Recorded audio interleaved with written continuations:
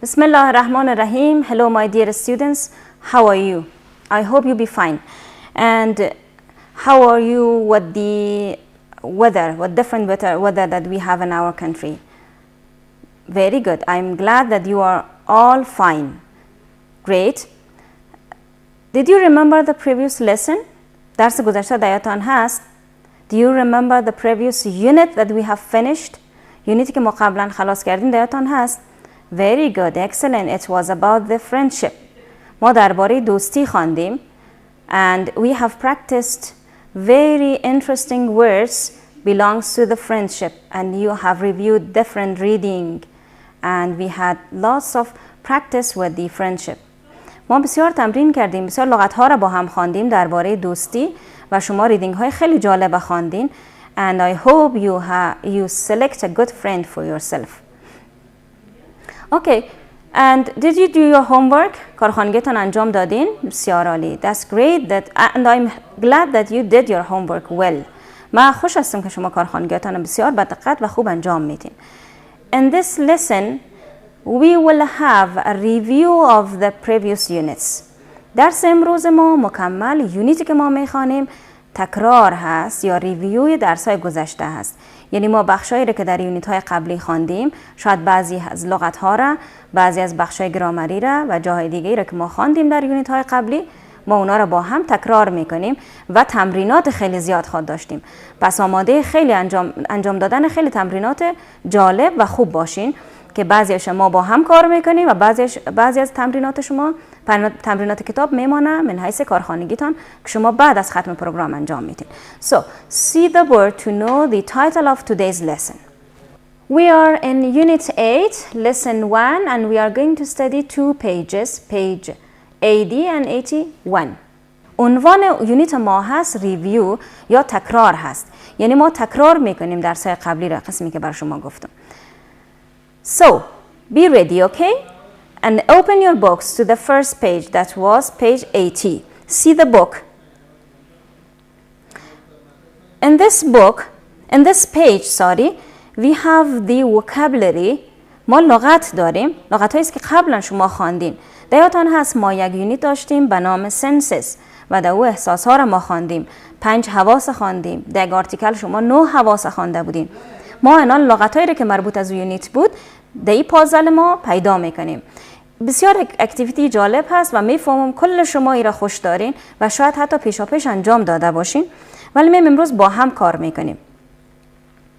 This called a puzzle or a riddle. Riddle یعنی پازل، معنای پازل هست. میگه همین پازل شما باید جواب بدین. اول چوکات ببینین، در داخل چوکات ما، داخل مربعی که ما داریم حرف های زیادی میبینیم که از این حرف ها کلمه جور میشه. شما سوالا رو که جواب بدین میتونین جواب سوالایتان در اینجا پیدا بکنین. Let's do the first one together. It's like a machine you put food in it and your teeth catch it up. او چی هست که شبیه یک ماشین است که شما غذا را در داخلش قرار میتین و دندانهای شما او را برش میکنه یا قطع میکنه. Very good, excellent. میبینم چقدر شما زود جواب میتین. That is called mouth. ببین من پیدا میکنم. Mouth, M-O-U-T-H. Mouth. یعنی دهان. Very good. Let's go to the next part. Part 2. Air in, air out. It comes and goes through your. بسیار خوب. به نظر شما چی هست؟ هوا داخل میشه، هوا بیرون میشه و از کجای شما اتفاق میفته، یعنی در کجا هست؟ Great, excellent. That is called noise. چقدر میبینم شما لایق هستین و لغت پیدا میکنین. Noise یا بینی. خب شما میتونین مثل ما و امرای دستان حلقه بکنین یا میتونین این میره در کتابچه هایتان رسم بکنین و در کتابچه را پیدا بکنین و دورش حلقه بکشین. کلمات زیادی را میتونین شما ازی پیدا بکنین. The next activity, the next part is called, that is number 3. If you can't smell, you can't. اگر شما بوی کرده نمیتونین پس شما نمیتونین چی بکنین؟ Very good, excellent. Taste. شما مزه هم کرده نمیتونین. Taste. پیدا کنیم taste. Taste. ببینین.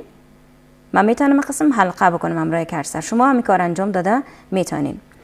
Number 4. Soft, hard, hot or cold you can't tell without touching with your. آفرین. نرمی، سختی، داغ، سرد. شما نمیتونین اینا را لمس بکنین بدون چی؟ Great, excellent. Hands. دست هایتان. Hands پیدا کنین. بسیار خوب. Number 5.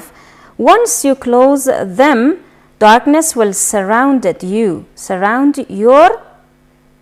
وقتی شما او را بسته میکنین یا پوت میکنین، تاریکی دور شما را میگیره. چی هست؟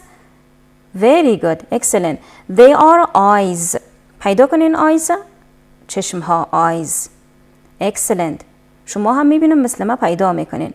Number 6. Without your ears, you just can't. بدون گوش هایتان شما چی نمیتونین؟ Can't hear. آفرین. پیدا بکنین hear. Hear. This is the word. Great, excellent. The last question is, if you cover your eyes, you will not. اگر چشمایتان شما پوت بکنین شما نمیتونین. Very good, excellent. کی پیدا کرد؟ Great, excellent. You can't see. شما نمیتونین ببینین. ببینین من چه قسم ایره کار کردم. شما حتی میتونین مثل از این پازل برای خود جور کنین. در کتابچه هایتان نوشته بکنین. لغت ها را گد و دبینش لترایش به صورت افقی عمودی جای بتین و بعد از او همراه یک صنفیتان کار بکنین و از او بخواین پیدا بکنه. اول جواب سوالا را و بعد پازل حل بکنه. این کار شما من میفهم علاقه دارین و حتما انجام دادین. The next part ما گفتم بر شما که یونیت ما ریویو هست، یعنی تکرار هست. پس ما چیزایی را یا بخشایی را که ما خواندیم در درس های یونیت های قبلی در اینجا تکرار میکنیم. The next part is speaking in groups. یک کار گروپی هست ولی ما فعلا انفرادی انجام میدیم. Name the problems in friendship. نام بگیرین مشکلاتی که در friendship هست یا در دوستی هست. Say how you feel about these problems. اول مشکلات نام بگیرین. What are these problems? You have experienced sometimes with the friends, with your friends, with these problems. شما این مشکلات شاید تجربه کرده باشین امروز دوستایتان. I want to share you one of my experience that I had with one of my friends. یک از تجربیات خودم ما همراه شما مشترک میسازم یا شریک میسازم که همراه یک دوستایم داشتیم. And it was a problem for me. یک مشکل برای ما بود. What was the problem? It was that she was not on time. هیچ وقت دوست ما on time نبود، به وقت نمی آمد. That was a big problem for me. And always she broken her promises. همیشه قول و قرار خود مشکستان یا فراموش میکرد. For example, if I asked her to come at 10, she came at 11 or 12. من اگر از او میخواستم که ساعت 10 بجه بیاید، او برای من ساعت 11 یا 12 بجه می آمد. That was a big problem. یک مشکلی بود که مثال ما داشتم. How about you? Have you ever experienced such problems in your friendship? شما هم حتما مشکلاتی داشتین همراه دوستایتان. میتونین شما مشکلاتتان رو لیست بکنین، نام بگیرین. شاید مثل ما رو مشکل داشته باشین یا مشکلات دیگه ای داشته باشین. میتونین اونا رو نام بگیرین و در کتابچه هایتان لیست بکنین. The next part, see the book, write solutions to these problems. Now that you have the problem and you have listed the problems, so try to find the solution for the problems. حالا که ما آمدیم و پرابلم را لیست کردیم، باید یک راه حل بر از اونا پیدا کنیم. For example, the problem that I had with my friend was that she was not on time. پس یک از مشکلی که من ذکر کردم که همراه دوستم داشتم ای بود که on time نبود یا به وقت نبود. So, what is the solution? What do you think? نظر شما چی است؟ به نظر شما راه حل چی هست؟ یعنی من چی بکنم که دوست من on time شوه؟ Great, excellent. بعضی از شما این نظر میتین که I can talk with her and ask her to be on time. من میتونم امروز صحبت بکنم و از او بخوایم که کوشش بکنه سر وقت باشه یا وقت در نظر بگیره. We have different solutions. ما راه حل های خیلی زیادی داریم. پس اول مشکلات لیست بکنین، بعد از او راه حل برای خود پیدا بکنین که چی رقم این مشکلات شما حل بسازین. And now see the book and go to the part C. share your ideas with other groups. خب وقتی شما مشکلات اینجا لیست میکنین، راه حل برش پیدا میکنین، حالا میتونین این مشکلاتتان و راه حلایتان با دیگه صنفیایتان یا با دیگه پارتنرتان شریک بسازین. اگر پارتنر یا صنفی در خانهتان ندارین همراه خودتان، میتونین از خواهر و برادرتان هم پرسان بکنین که آیا اینا هم مشکلات همراه دوستایشان داشتن و چی راه حلی را اون انتخاب میکنن و شما هم میتونین نظریات خود همراه از اونا شریک بسازین.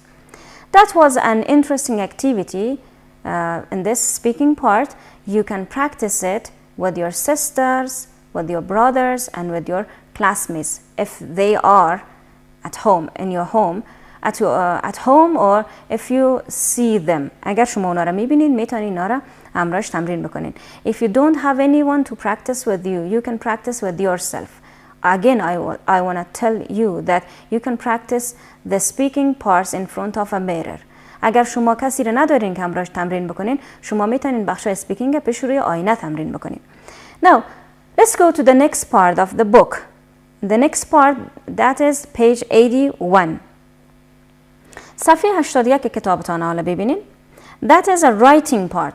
Writing part is an important part in English. بخش writing خیلی مهم است در انگلیسی که ما چی را خمیره کار میکنیم و شما باید حالا نوشته بکنین اینا را. Have you ever had a fight with a friend? تا حالا همراه یک دوستان جنگ کردین یا درگیری یا جنگ لفظی هر قسم داشتین؟ Write a paragraph about the situation when you had a misunderstanding with a friend. یک پاراگراف نوشته بکنین درباره موقعیتی را که شما یا غلط فهمی همراه دوستان داشتین. غلط فهمی چی معنا داره اینجا؟ misunderstanding یعنی شما فکر کردین که اشتباه از دوستتان بوده، شاید در حالی که این اشتباه از دوستتان نبوده باشه. مثل که من فکر کردم دوست ما وقت شناس نیست یا آن تایم نمیآید، شاید او مشکلی در خانه داشته باشه و نتونسته باشه اون روز به وقت برسه. این misunderstanding ما هست، یعنی ما غلط فهمی کردیم و شاید مشکل از دوست من نباشه. شما هم میتونین یک misunderstanding فکر بکنین از گذشته در یادتان بیاید و درباره‌اش یک پاراگراف نوشته کنین. But remember that before writing a paragraph, we have to answer some questions. در یادتان باشه که قبل از اینکه ما یک پاراگراف نوشته کنیم باید سوالایی را پیش خود جواب بدیم. اگر جوابی سوالا را پیدا بکنیم کمک میکنه برای ما پاراگراف ما را بسیار خوبتر نوشته بکنیم و یک چیزی در فکر ما باشه که ما او را نوشته بتانیم. For example, in the middle we have a misunderstanding with a friend. یک غلط فهمی همراه دوست ما، یک اشتباهی که ما فکر کردیم درباره دوست ما. The first one, who. جواب بدین که همراه کی بوده ای دوست، همراه ای اشتباه همراه کدام دوستتان بوده. میتونین نامش نوشته بکنین، وقتی را نوشته بکنین که همراهش دوست شده بودین و زمانی که اتفاق افتاد. Why and what happened. چرا این اتفاق افتاد؟ چرا شما غلط فهمی کردین در مورد دوستتان یا misunderstanding شد و چه اتفاقی افتاد که شما این فکر کردین؟ Are you still good friends? آیا شما هنوز هم دوستای خوب هستین با هم یا نیستین؟ How did you feel? شما چی احساسی دارین درباره دوستان یا شما چی فکر کردین اما چی احساس کردین؟ How did it end up? چه قسمی ختم شد یا چه قسم می misunderstanding شما از بین رفت یا چه قسم شد که شما دوباره با دوستتان دوباره می اشتباه یا می غلط فهمی را حل کردین مشکل و دوباره دوست شدین.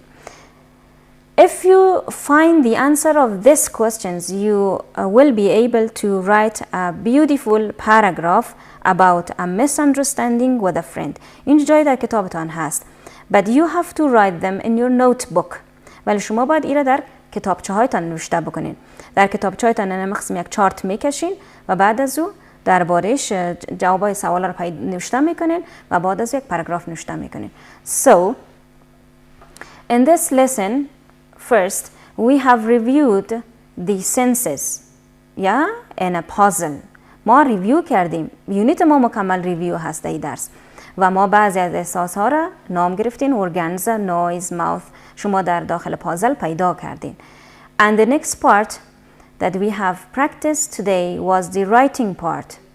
در رایتینگ ما گفتیم I ask you to write a paragraph about a misunderstanding with a friend. من گفتم با یه misunderstanding یا غلط فهمی که همراه دوستان شده یک پاراگراف نوشته کنین. First you have to find the answer of the questions, then you have to write a paragraph in your notebook. try to do this exercise and try to practice it in your notebook. If you write a paragraph and you felt that is not a good paragraph, you can rewrite it. اگر فکر میکنین پاراگرافتان خوب نوشته نشد دوباره بنویسین. You can rewrite it many times to have a good and fine paragraph.